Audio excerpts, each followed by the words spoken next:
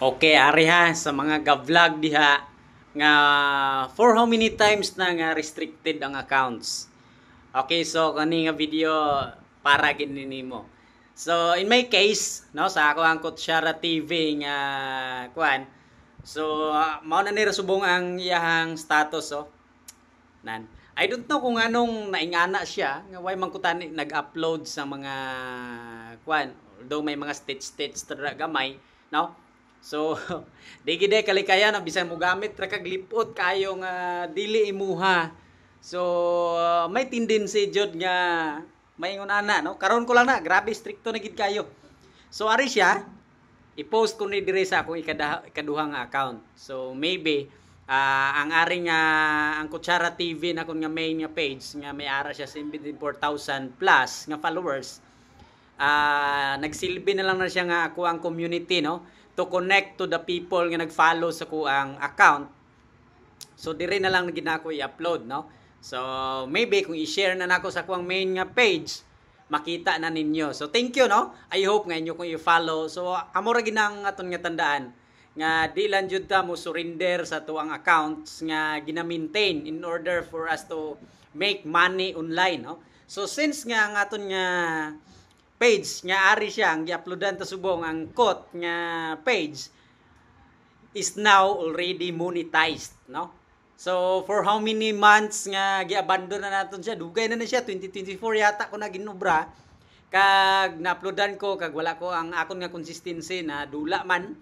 So until such time nga what if I'm going to upload again and again para ma-monetize, no? Wait ka balo since nga ang subong nga monetization ni Facebook wala na siya basihan. So invitation only, no? So through invitation sa sini nga video nag-publish ko sang mga contents nga something wala pulos-pulos no? But anyway, naa siya ay followers 5,000 plus. So without knowing, yesterday, gin-check na ko ang account. Wow, there's a notification nga you are eligible na to set up ang content monetization program. So grabe akong kalipay no, grabe. Digid ba sukod gidi ay. So raw lang ni siya kung i-upload without any effects. Okay. Although nga daw okihan man ko nga may ara ta mga effects gamiton, pero for now daw nakuan ko nga akong account is restricted no. So sa dire no effects muna tayo no. Grabe. Pila ka tuig na ko agwanta? 2 years na sobra 2023 ga vlog pa ko nga muna damo ta kayo nga gipangatuan. So na demonetize ta no nga to ang long form video until such time nga karon lang gid Today is May 13 na demonetize ang ato ang Kutsara TV nga main nga page nga may ara 74,000 plus followers no. Grabe. Pero okay lang no. At least nag-build taliwat. Don't ever surrender no. Kung may ara ka goal sa imong kabuhi, just push no. Dili lang nato mabalaan from time to time. It will make fruits again, no? So basta may gintanom ka, may naagig kay anihon. So anyway, vlogging is not my priority right now. So I'm focusing on the things nga maghatag sa kuha sang not only money nga gina-earn na kon nga mga passive income. So I have to work out on the things nga maghatag sa kuha sang kwarta income nga using my skills, my strategy. So by actually may aran ta ginaobra no kay ako maestro ko pero dili ko mauwaw kung kaugalingon nga mo baligya. So anyway man nag-order na ta sang machine. So all those mga atong gipanghimo will be posted here sa atong social media accounts. I hope nga in that kind of business nga kuan dili siya monkey business business nga makahatag sa tong kwarta no. Although nga dili siya as much as dako gid sa ginakita sa uban nga kuan okay since nag-focus gid sila sa social media.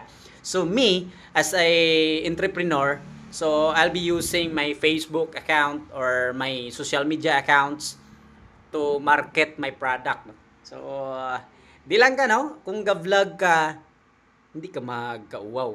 Kay by posting products sa kuan no. Although nga daw hambal ang iban nga no.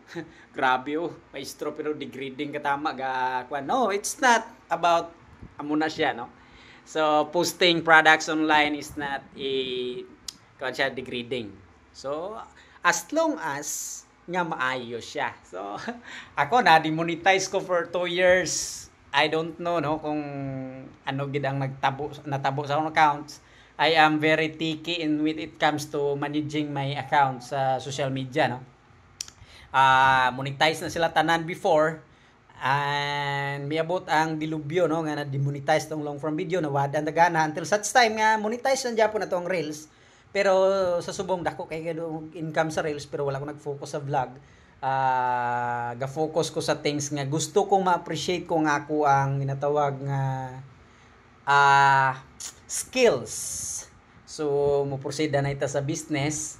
Vlogging anyway, anytime maka-vlog man ta pero focus ta danay nga maka-earn ta money no. Kay may ara ta goal sa kabuhi nga gusto ko pamatud-an sa kuwang self nga I am one of the most responsible person nga kuan although makaingon sila nga palpak kung mga decisions kinabuhi pero I will prove it anyway ang kuan no dili man ginaton nga kinahanglan gid nga i-probe pero moabot ta sa time nga need naton i-probe para makaingon sila nga okay so that's it so God is good all the time. So tanan naton nga mga struggle sa kabuhi. So not only nga mag-depend lang ta diri sa vlogging kay ang vlogging anyway ginagmay man lang siya pero makapa-depress po ba no? So sa pagkakaron focus lang sa ta sa kuan no kung paano naton i-build ang atong self again and again no. So thank you so much for sa ako ang mga followers sa Kutsara TV although right now nga medyo na subo lang ta no kay tingala ko nga way nagataas akong earnings it's because nga demonetize na gid tanan no grabe pero God is good